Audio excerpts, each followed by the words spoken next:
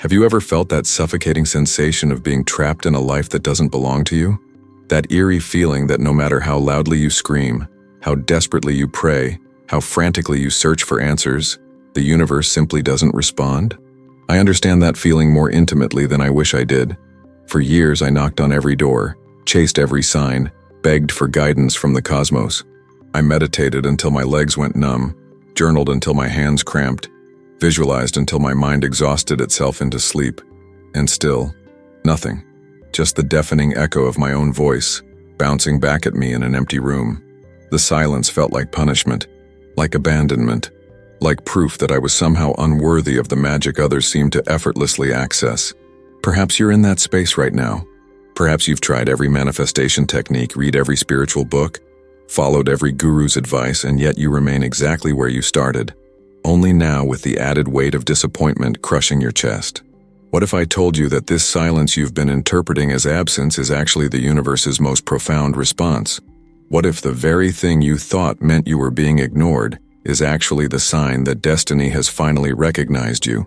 In the next few minutes, I'm going to share with you an ancient truth that Manly Palmer Hall spent his entire life illuminating, a truth so counterintuitive that most people miss it completely. The silence isn't emptiness. The silence is the portal, and it's about to open. The mystical traditions have always understood something that our modern world has systematically forgotten. In the ancient mystery schools of Egypt, Greece, and the East, the initiates were taught that before divine wisdom could enter, the vessel had to be emptied. Not partially cleared, not tidied up a bit, but completely, utterly, devastatingly emptied. The Hermetic principle teaches us that nature abhors a vacuum, but what it doesn't immediately reveal is that nature first requires a vacuum before it can fill it with something greater. You see, when you were frantically searching, desperately manifesting, constantly doing, you were actually creating noise. Not the kind of noise you can hear with your ears, but energetic noise, spiritual static that drowns out the subtle frequencies through which destiny communicates. Think of it like trying to hear a whisper in a room full of shouting people. The whisper was always there, but you couldn't possibly hear it over the cacophony you were creating with your own desperation. Manly Palmer Hall wrote extensively about what he called the prepared consciousness, the state of being that allows universal intelligence to flow through an individual without obstruction. This isn't about becoming worthy through effort. This is about removing the barriers you've unknowingly constructed through your very attempts to force connection. Every spiritual tradition across time and geography points to the same essential truth, though they dress it in different languages and symbols. The Buddhists call it shunyata, the fertile void from which all phenomena arise. The Taoists describe Wu Wei, the art of effortless action that emerges from deep stillness. The Christian mystics wrote about kenosis, the self-emptying that precedes divine filling. The Kabbalists speak of tzimtzum, God's contraction to create space for creation itself. The Sufis pursue fana, the annihilation of the false self that reveals the eternal. These aren't different paths. These are different fingers pointing at the same moon. What they're all indicating is that the silence you've been experiencing isn't a bug in the system. It's the system working exactly as it should. Your destiny couldn't respond to your noise because noise cannot receive transmission. Think about a radio. When you're tuned between stations, all you hear is static. No matter how expensive your radio, no matter how much you want to hear music, the static remains until you stop at a clear frequency. Your spiritual practices, your desperate seeking, your constant doing, all of that was like frantically turning the dial back and forth, never stopping long enough to let a clear signal come through. The alchemists understood this process in their own symbolic language. They called it the nigredo, the blackening, the stage where everything must dissolve into formless darkness before transformation becomes possible. This wasn't seen as failure. This was recognized as the necessary death that precedes all rebirth. In alchemical texts, you'll find images of the king drowning in the ocean, the sun setting into blackness, the phoenix burning in its own flames. These weren't metaphors for destruction. These were maps for consciousness, showing that what appears as ending is actually the opening of a portal to something that could never exist if the old form remained intact. Your silence, your sense of abandonment, your feeling that nothing is working, this is your nigredo. This is the universe saying you're finally ready for something your previous level of consciousness couldn't contain. Most people run from this stage. They interpret the darkness as wrong. as proof they've failed, as a sign they should try harder, do more, find a different technique. And in running, they closed the very portal that was beginning to open. Hall often referenced the ancient Egyptian mysteries, where initiates would be placed in complete darkness inside the Great Pyramid for 3 days. No light, no sound, no stimulation whatsoever. This wasn't torture. This was technology. In that enforced silence and darkness, something extraordinary would happen. The initiate's consciousness, stripped of all external reference points, would begin to recognize its own nature as the source of light, rather than a receiver of light. This is the secret hidden in every genuine spiritual tradition. You are not seeking connection with destiny. You are destiny seeking to recognize itself through the unique aperture of your individual consciousness. But as long as you were busy trying to make it happen, you were blocking the very recognition you sought. It's like trying to see your own eyes. You can look in a mirror, but what you're actually seeing is a reflection, not the eyes themselves. The eyes can only know themselves by stopping the search and simply being what they are. The Bhagavad Gita presents this paradox beautifully in the teaching of Karma Yoga.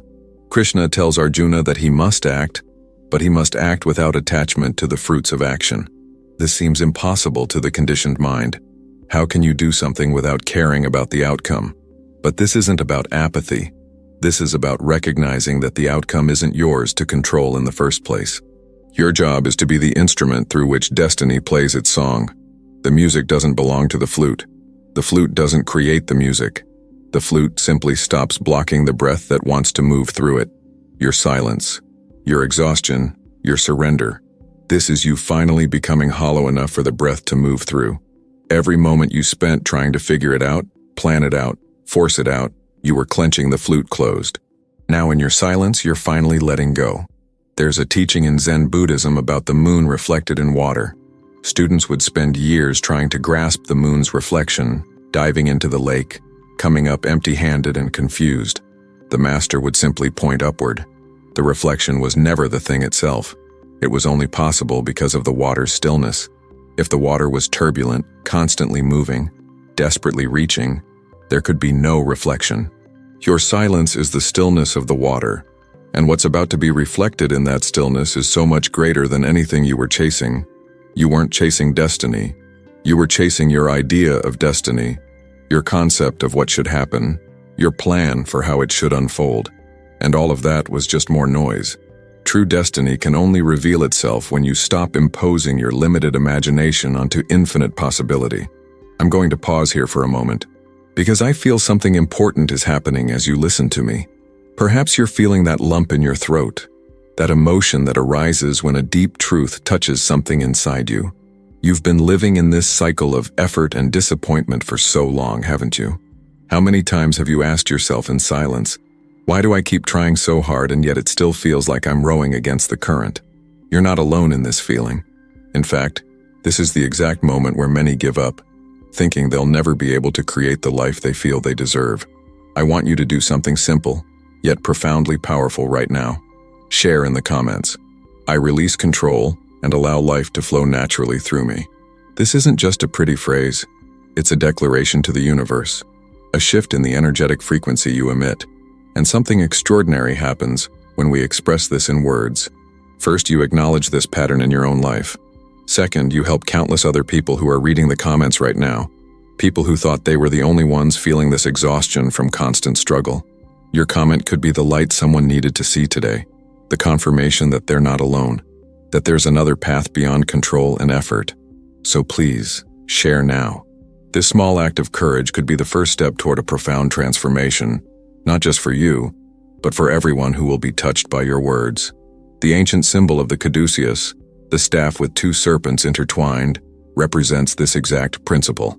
The 2 serpents are the dual forces of active and passive, doing and being, masculine and feminine, expansion and contraction. They spiral around the central staff, which represents the path of balanced consciousness. At the top sits the wings, the symbol of transcendence that emerges only when the dual forces are in perfect harmony. For years you've been embodying only one serpent, the active principle, the doing, the pushing, the trying. You exhausted that path completely, and that exhaustion wasn't failure. It was graduation. You learned everything that path had to teach you. You discovered its limitations firsthand. Now, in your silence, the second serpent awakens. The passive principle, the receiving, the allowing, the being. And in the space between these two balanced forces, the wings begin to unfold. The portal begins to open. Hall's work on the secret teachings of all ages reveals a pattern that appears in every mystery tradition. The hero must descend into the underworld before ascending to the heavens. Inanna must hang on a hook, seemingly dead, before resurrection. Persephone must dwell in darkness before spring returns. Christ must enter the tomb before emerging transformed. Osiris must be dismembered and scattered before being made whole. This isn't mythology. This is consciousness technology, encoded in story form, because the rational mind cannot grasp it directly. You are in the tomb right now. You are in the underworld. You are scattered and seemingly dead. And this isn't the end of your story. This is the exact middle, the turning point, the moment that separates those who will transform from those who will simply repeat the same patterns with different scenery. The Hermetic axiom, as above, so below, contains within it a secret about how destiny operates. It doesn't mean that heaven is like earth. It means that the macrocosm and microcosm are expressions of the same principle at different scales. Your individual silence is reflecting a cosmic silence. In the vast cycles of creation, there are periods of manifestation and periods of dissolution. The universe itself breathes in and breathes out. Stars are born from the silence of dark nebulae. Galaxies emerge from what appears to be nothing. Every spring follows a winter where everything seems dead and gone forever. Your personal winter isn't evidence that you've been abandoned by the cosmic order. Your personal winter is evidence that you're in perfect alignment with it. The portal opens in winter. The seed splits open in darkness. The butterfly dissolves completely into liquid before reforming as something capable of flight.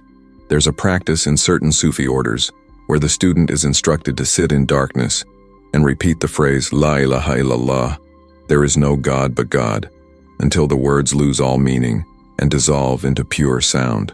The point isn't to affirm a theological position. The point is to exhaust the mind's tendency to grasp at concepts, to use up all its fuel until it finally stops and reveals what remains when thinking ceases. You've been doing this practice without knowing it. You've exhausted all your concepts, all your techniques, all your strategies. You've burned through your mental fuel. And what remains? That silence, that emptiness, that's not absence. That's presence. That's the ground of being itself, finally revealed because the noise that was covering it has dissolved. The ancient Greek mysteries spoke of the pneuma, the breath or spirit that animates all things. The initiates learned that this breath cannot be controlled or commanded. It can only be allowed. You cannot make yourself breathe. Breathing happens through you when you stop interfering with it. Destiny operates on the same principle. You cannot make your life unfold according to your preferences. Life unfolds through you when you stop blocking its natural intelligence. Every plan you made, every visualization you crafted, every manifestation you tried to force, these were all forms of holding your breath, thinking that if you controlled it carefully enough, something magical would happen. But you can't hold your breath forever. Eventually, exhaustion forces surrender. And in that surrender, the breath returns, deeper and more life-giving than anything you could have consciously controlled. In Taoist cosmology, there's the concept of the uncarved block, the pu, representing the original nature before socialization, conditioning, and effort have shaped it into something specific. The sage doesn't strive to become something. The sage returns to the uncarved block, to the state before striving began. Your silence is carving away all the false shapes you thought you needed to be. Every identity you tried to construct, every image you tried to project, every version of yourself you thought would finally be acceptable to destiny, all of that is dissolving in this silence. And what's being revealed is what was always there, underneath all the carving, all the shaping, all the desperate attempts to be anything other than what you fundamentally are. The portal that's opening isn't leading somewhere else. It's opening to here, to now, to the recognition that you never left home in the first place. The Kabbalistic tree of life shows a path that descends through increasingly dense levels of manifestation before it can ascend back to the source. There's a point on that tree called Dath, knowledge, which is simultaneously the abyss and the gateway. It's where the mind must die for direct knowing to emerge. It's where all concepts dissolve and only experience remains. You're standing at death right now. Everything you thought you knew about how life works, about who you are, about what you're supposed to do, all of that is dissolving. It feels like death because it is death, the death of false knowing. And on the other side of that death is gnosis, direct recognition of your nature as consciousness itself, expressing through the unique filter of your individual being. The Native American vision quest involves going into the wilderness alone, fasting, sitting in silence until a vision comes. The vision isn't manufactured. It's not achieved through technique. It emerges from the space created by removing everything else. Your life has become a vision quest whether you intended it or not. You've been fasting from certainty, from control, from the illusion that you're in charge. You've been sitting in the wilderness of not knowing, and the vision is forming in that emptiness, assembling itself from particles of possibility that couldn't coalesce while you were busy trying to force a specific outcome. The portal isn't something you open through effort. The portal opens you when you finally stop trying to pry it open with the tools of the conditioned mind. Hall wrote extensively about the difference between knowledge and wisdom. Knowledge is accumulated information. Wisdom is lived understanding that emerges from direct experience. You've accumulated enough knowledge. You've read the books, learned the techniques, studied the traditions. Now life is bringing you wisdom, and wisdom only comes through the fire of lived experience. Your silence is that fire. It's burning away everything that isn't essentially you, everything that was borrowed, imitated, or adopted without integration. What remains after this burning is pure gold. Consciousness that knows itself directly without needing to reference external authorities or ancient texts or guru promises. You're becoming your own authority, and that terrifies the part of you that wanted someone else to have the answers. In the Christian mystical tradition, there's the concept of the dark night of the soul, described by St. John of the Cross. This isn't depression or spiritual failure. This is advanced practice, the stage where God removes all consolation, all felt sense of presence, specifically to teach the soul to love without reward, to have faith without evidence, to exist without the crutch of constant reassurance. Your silence is your dark night, and the portal that opens on the other side of that darkness isn't a return to the comfort you knew before. It's an emergence into a completely different relationship with existence, one where you no longer need the universe to constantly confirm your path, because you've become the path itself, the walking embodiment of destiny, recognizing itself in form. The quantum physicists discovered something that the mystics always knew. The observer affects the observed. Consciousness collapses the wave function into particle, possibility into actuality, potential into manifestation. But here's what most people miss. The observer must be still to observe accurately. A shaking camera creates a blurred image. An agitated mind creates confused reality. Your silence is your consciousness finally becoming still enough to observe cleanly. And in that clean observation, without the distortion of desperate wanting, without the interference of fearful grasping, reality can finally show you what it actually is, rather than what your turbulent mind was projecting onto it. The portal opens in the gap between thoughts, in the space where you stop telling reality what it should be and allow reality to reveal what it is. There's an ancient practice in certain Buddhist lineages where the student is given a koan, an unsolvable riddle that breaks the rational mind. What is the sound of one hand clapping? The point isn't to find an answer. The point is to exhaust the part of the mind that thinks everything can be solved through logic and analysis. You've been living inside a cosmic koan. How do you make your destiny happen? You can't. Destiny makes itself happen through you when you stop trying to make it happen. This paradox cannot be understood intellectually. It can only be lived. And you're living it right now whether you realize it or not. The frustration you feel is your rational mind finally accepting its limitations. The silence you're experiencing is the space that opens when that mind stops its constant commentary. And in that space, something moves that was always moving but couldn't be detected over the noise of your mental activity. The ancient Egyptians had a practice where the initiate would lie in a sarcophagus for 3 days, symbolically dying to their old identity before being reborn into their divine nature. The sarcophagus wasn't punishment, it was protection, a sacred container that held the initiate safely, while their consciousness underwent transformation too profound for words. Your current circumstances, however uncomfortable, however confining they may feel, are your sarcophagus. They're holding you in place while something inside you dies and something else is born. If you escape too early, if you break out before the process completes, you'll abort the transformation and have to begin again. The portal can only open after the full death has occurred, after every last attachment to who you thought you were has been released into the darkness. Manly Palmer Hall's great work was showing that all these traditions, all these symbols, all these practices were pointing at a single truth that can be stated simply, but must be lived to be understood. You are not a separate self trying to connect with a greater reality. You are that greater reality temporarily pretending to be a separate self, and the entire spiritual journey is just the process of that reality remembering what it actually is. Your silence isn't you being ignored by destiny. Your silence is destiny pausing all external noise so it can hear itself think through the instrument of your individual awareness. The portal opening isn't something happening to you.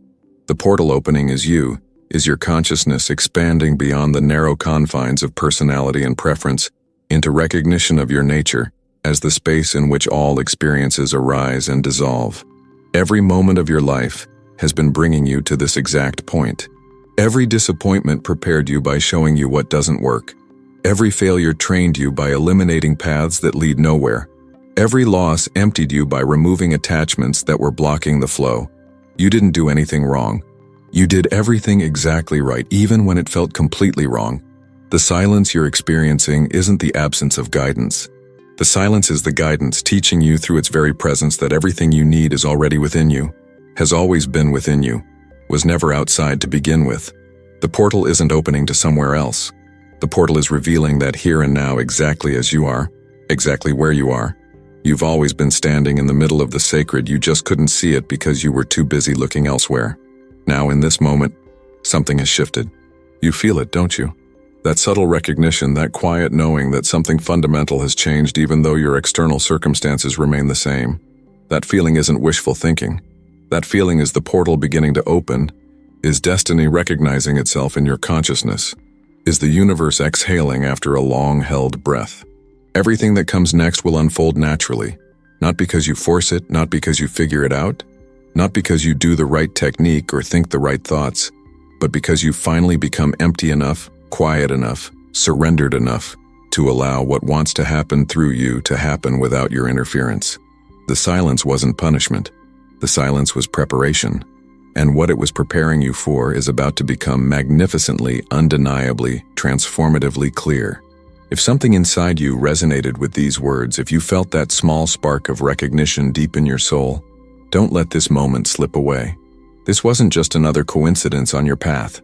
The fact that you're here, now, listening to these words, is a sign of your readiness to awaken to a deeper truth about life.